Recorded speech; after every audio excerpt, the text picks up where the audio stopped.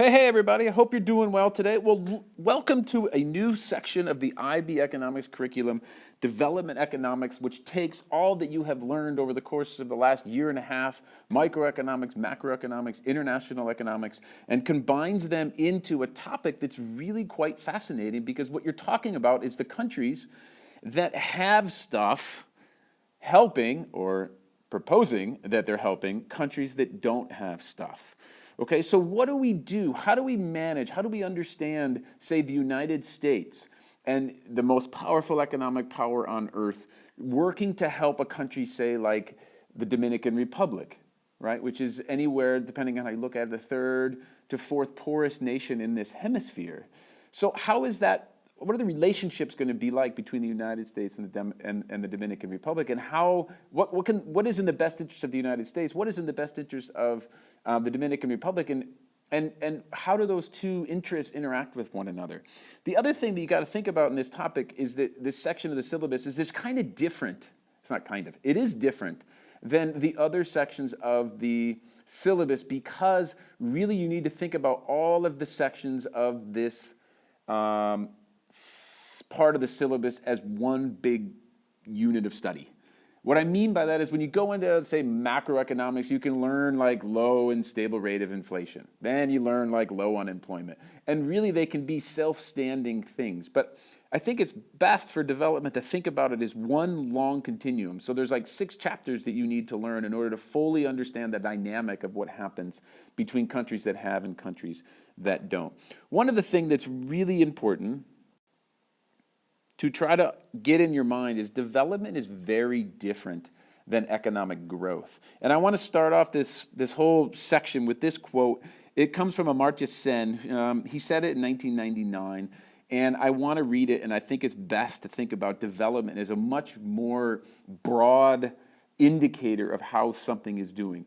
It's so easy to look at GDP and growth and say, oh, wow, the Chilean economy is doing really well right now because growth is up, or the Chilean economy is doing poorly because growth is down, which is actually the case.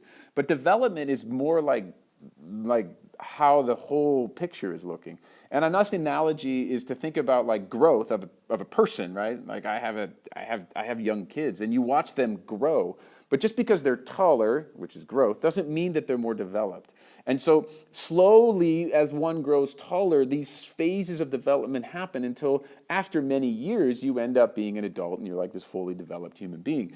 But as you're growing, all of that development is not happening at the same time. And so when you think about economic growth of a country, the growth is up, that's great, but there's some things that are going to be left behind. There are going to be things that are going to be sort of awkward, things that are going to be some discrepancies between the growth and like the overall development of a nation.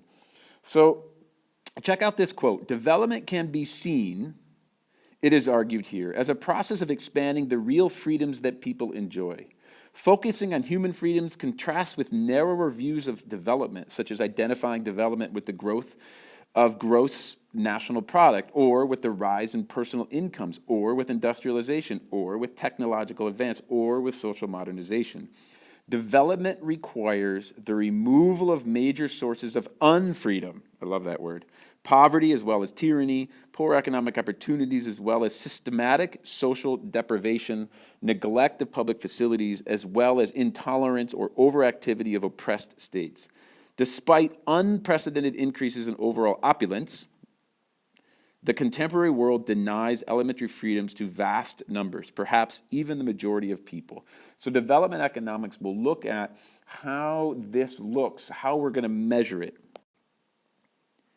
what domestic factors are involved in development, what international factors or trade contributes to economic development, how foreign direct investment contributes to economic development, how aid, debt, and contribute to economic development, and of course the balance between markets and intervention. How does a country go about becoming, quote, developed?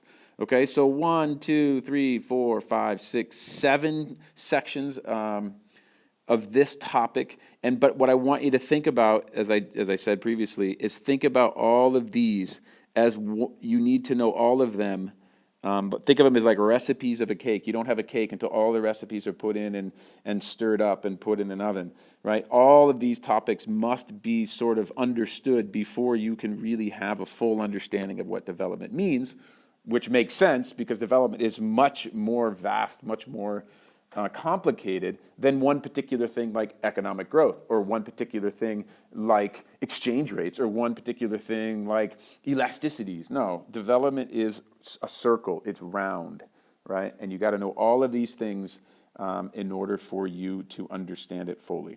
The last thing that I want to say is that if you look in all of the boxes underneath the development videos, and they're all going to have this distinctive orange color, you're going to see I've put in there, I've cut and pasted something I provided to my students all the years I've been teaching IB economics, which is this thing of lists. And what's important in development is there aren't any graphs. There aren't very few graphs, there are some, of course, or diagrams to help you remember information. And as you've gotten to this point, you might have realized, and I've suggested to my students, like, use the diagram as a way of, if you understand the diagram, then you understand the analysis, you understand the process of how something happened, right? I don't know, market failure or something. You understand the process of how these things happen, and then you can write about it. But without the diagram, sometimes students can get lost. So below in the box, you'll see in the description of the video a list that's meant for you to cut and paste, and I'll do it per chapter and then per series. So each series of videos will have a common thing of lists down there, and that's so that you can cut and paste that. If you're not in my class, you could cut and paste that, put it in a document, and then now you have the structure upon which to build your understanding of development economics per section, or in case of the videos, per series. That way, right, you have this crutch, like diagrams end up becoming a crutch to help you remember, okay? So there you go. I hope you found this introductory video to development economics to be helpful, and we'll talk to you in a bit.